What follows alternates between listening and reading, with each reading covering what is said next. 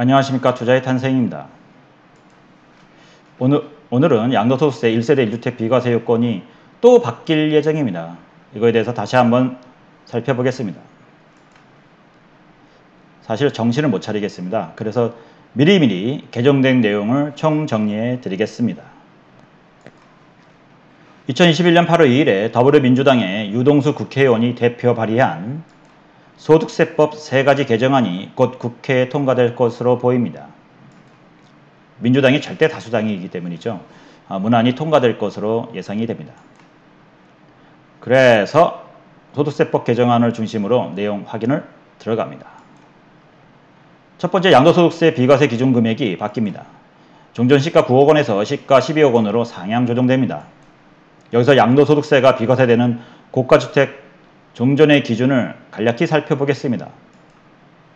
2003년 1월 1일 이전에는 고급 주택의 개념으로서 단독, 공독, 기타 주택으로 구분되어 있었고, 일정한 면적 기준과 실거래가액 6억 초과를 모두 충족했을 때에만 고급 주택이라고 했습니다.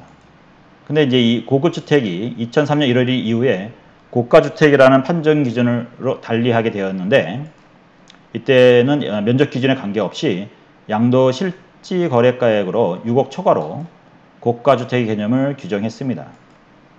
2008년 그 후로도 꾹 유지되다가 2008년 10월 7일 이후부터는 역시 면적 기준에 관계없이 양도 실지 거래가액 9억 초과로 변경되었고, 현재까지 유지되고 있는 상황입니다. 그간 13년이 지났으나 물가나 주택 가격 상승으로 인해서 거주자가 이사하는 등의 경우에도 애로사항이 많이 발생해서 이를 감안해서 고가주택 기준을 현행 시가 9억 원에서 시가 12억 원으로 상향 조정될 예정입니다. 이때 중요한 사항이 법 개정 후 최초 양도하는 분부터 적용되는 시행 시기가 되겠습니다. 9억 이상 또는 12억 이상 기존 고가주택을 매도할 계획에 있는 중에 계시면 9억 초과분에 대해서는 과세 대상이기 때문에 그 현행 법안에서는 양도세를 내야만 합니다. 그래서 잔금일은 법 개정 이후로 조정하시는 것이 절세하는 좋은 방법이 되겠습니다. 알기 쉽게 예를 들어보겠습니다. 서울시내 땡땡땡 아파트를 5억 원에 취득한 후 1세대 1주택 요건을 구비한 뒤에 최근 크게 올라 15억 원에 매도했다고 가정합시다.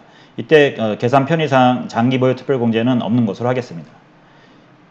그 양도차익 10억 원에 대해서 양도가액 15억분의 9억이 초과되는 부분에 대해서만 비율로서 양도소득 금액을 뽑을 수가 있습니다.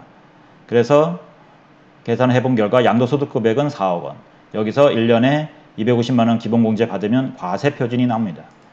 과세표준 3억 9,750만 원의 세율, 요거는 40% 구간이 되겠습니다. 40%를 곱하고 누진공제 2,540만 원을 공제하면 1억 3,360만 원이 나옵니다. 여기에 지방소득세 10%를 더한다고 하면 총 납부할 세액은 1억 4,696만 원이 되겠습니다. 그러면 개정안으로 고가주택 12억 원일 때 한번 계산해 보겠습니다. 이것도 역시 그 양도차익 10억 원일 때 양도가액 15억분의 12억이 넘는 부분에 대해서 비율로 곱하면 2억 원이 나옵니다.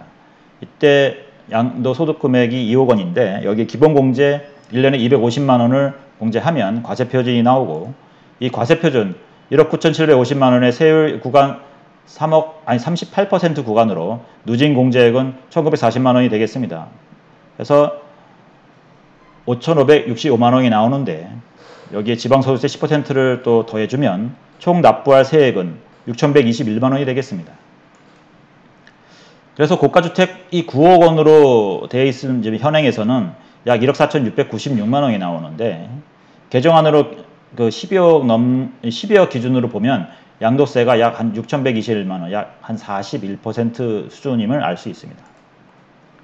아직 개정안이 통과 전이기 때문에 혹시 매도하실 경우에, 이 고가주택을 매도하실 경우라면 잔금 시점을 잘 고려하셔서 잘 진행하시기 바랍니다.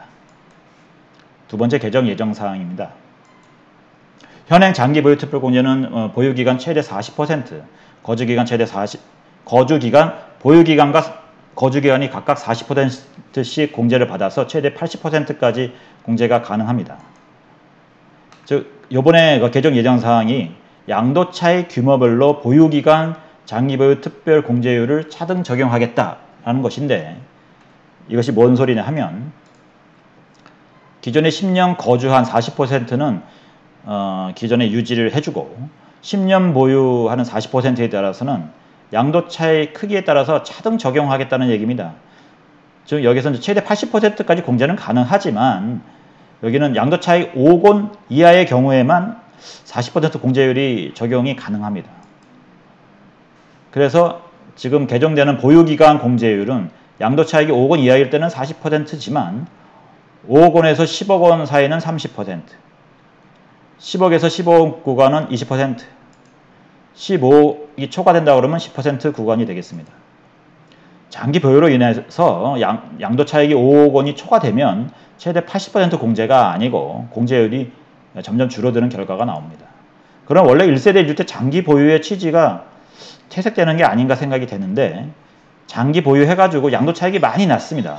그러면은 장기 보유 특별 공제율이 늘어나야 되는데 오히려 줄어드는 이상한 현상이 예측되고 있습니다. 법의 취지는 잘 알겠으나 일부 양도차익이 크게 발생한다고 하면 오히려 빨리 팔고 갈아타는 것이 더 좋은 방법일 수 있는 그런 개정안이 되겠습니다.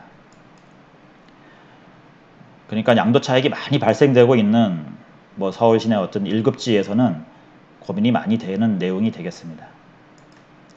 주의할 점은 법 개정 후 주택을 취득하시는 분들부터 적용됩니다. 그러니까 기존에 1세대 1주택 소유자시는 해당 사항이 없기 때문에 걱정 안 하셔도 됩니다.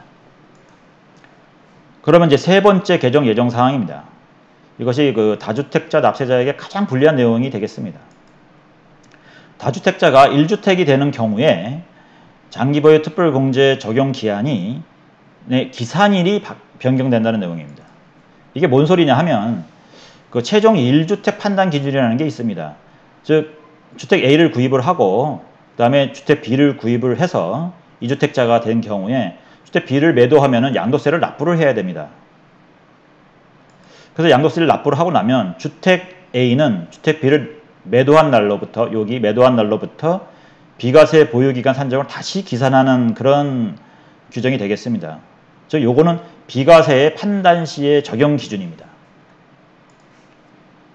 즉 주택 A가 10년 이상 보유 거주한 주택인데 최종 1주택이 된 이후에 2년이 되기 전에 팔았을 경우에, 그러니까 2년이 되지 않았기 때문에 비과세는 당연히 못 받습니다.